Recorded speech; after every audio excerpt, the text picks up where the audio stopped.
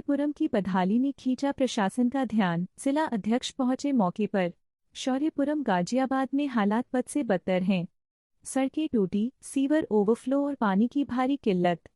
स्थिति देखने आज जिला अध्यक्ष मौके पर पहुंचे। अब सवाल, क्या मिलेगा शौर्यपुरम के लोगों को राहत?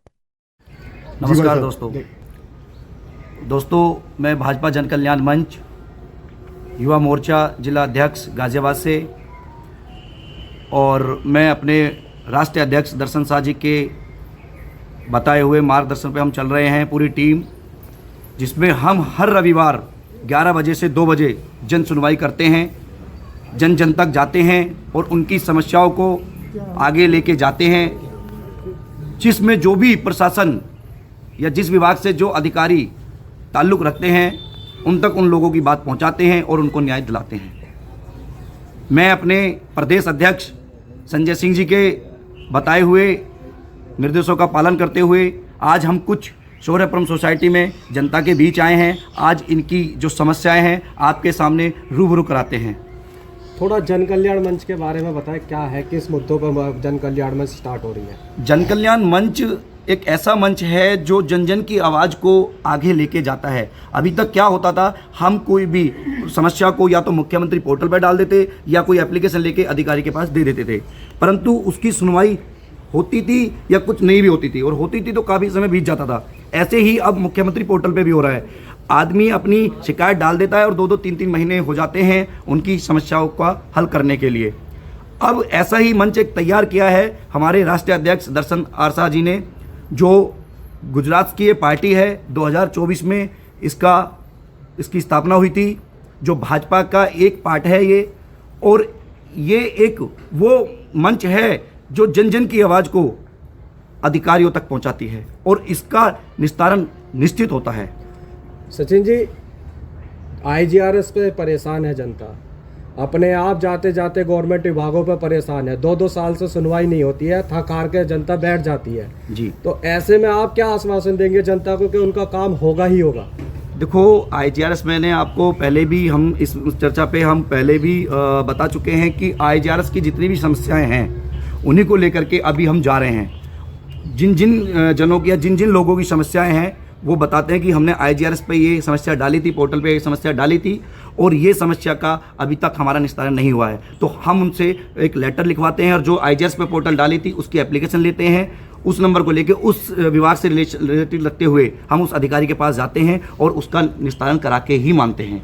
सरकार IAS को कंट्रोल क्यों नहीं कर पा रही है? सर देखो, होता क्या है, इसमें सारा कुछ सरकार का ही रोल नहीं है, इसमें कुछ सर्वर का भी रोल होता है, कुछ सिस्टम का होता है। होता क्या है कि अभी हम लोगों को पता नहीं है, समस्या तो मेरी नाली की है या नगर निगम की है, मैं डाल रहा हूँ GDA में हूँ, तो उस विभाग को चली जाती है, उसे ट्रांसफ़र करने में समय लग जाता है। अभी हम लोगों को ये नहीं पता हमें जो समस्या है किस विभाग को ये शिकायत डालनी है। तो इसके लिए भी सरकार एक अच्छा प्रयास कर रही है और अब पूर्ण रूप से चीज़ों को डिस्क्रिप्शन में पूरा लिख करके अब हमें आने वाले टाइम में पोर्टल पे सारी समस्याएं, मतलब सारी जो सुविधाएं हैं वो दिखाई जाएंगी। क्या सचिन जी आप ये कहना चाहते हैं कि भारत की जो अपनी IT सिक्योरिटी सर्वर है वो अब भी अपडेट नहीं हो पाई है? मैं ये नहीं कहूँगा अपडेट नहीं, अपडेट है। मैंने बोला कि इसमें हमारी कमी है, हम उसको यूज नहीं कर पा रहे हैं क्योंकि हमें उसके बारे में पता ही नहीं है। इतनी बड़ी चीज़ें जो मेन है पोर्टल, वो चीज़ उसका अगर सर्वर शिकायत हो रही है उसके ऊपर, तो बहुत गंभीर बात। देखो, शिकायत सर मैं फिर रिपीट करूँगा, समस्या होती कुछ है और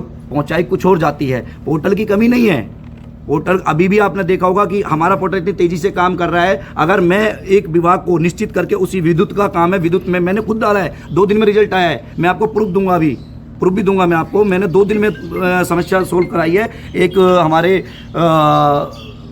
जन सुनवाई में आए थे सज्जन, उनकी एक समस्या थी, पिछले 10 सालों से उनके यहाँ पे कुछ लाइनें डाल दी गई थी जिनमें कट होने की वजह से उनके घर में करंट उतरने लगा और उनकी सुनवाई नहीं हो रही थी। IGRS पे हमने शिकायत डाली है, उसके 30 दिन विद्युत विभाग के आला अधिकारी मौके पर पहुंच करके उनकी समस्या का निस्तारण किया है। आज की जनता के समस्याओं को लेके आइए, आप उनसे जरा बात कराइए। आज की जो समस्या है, ये शौर्यपुरम सोसाइटी है जो हमारे गाजियाबाद के लालुका क्षेत्र में आती है और इनके जो ओनर हैं शौर्यपुरम के, वो हैं अनिल जैन जी। यहाँ पे पिछले 20 सालों से इसको लॉन्च किया है इन्होंने और 3 से 4 बार इन्होंने DPR भी चेंज कर दिया है। यानी पहले 2004 में कुछ और DPR था, 2010 में कुछ और DPR था, जो अब जो आ रहा है कुछ और DPR आ रहा है। यहाँ पे क्या है, लोगों को बताया कुछ गया था और यहाँ पे है कुछ और बार बार लोगों की हर बार समस्या आती है, हर बार हम डालते हैं, हर हफ्ते एक मीटिंग रखते हैं, इस पे कोई भी सुनवाई नहीं हो रही है। ना ही यहाँ पे सड़कें हैं, ना ही नाली हैं और ना ही बिजली की समस्याएं, मतलब आए दिनों बिजली कटी रहती है, 2-2 3-3 दिन गायब हो जाते हैं। लोग यहाँ पे फ्लैट बने हुए हैं, पानी नहीं पहुँच रहा है, सफाई नहीं हो पा रही है, लोग इतने परेशान हैं कि उनकी सुनवाई, और उनको डराया धमकाया जाता है। अगर मैं बोलने लगूँ, शायद ये कहानी मेरे साथ भी हो सकती है कल।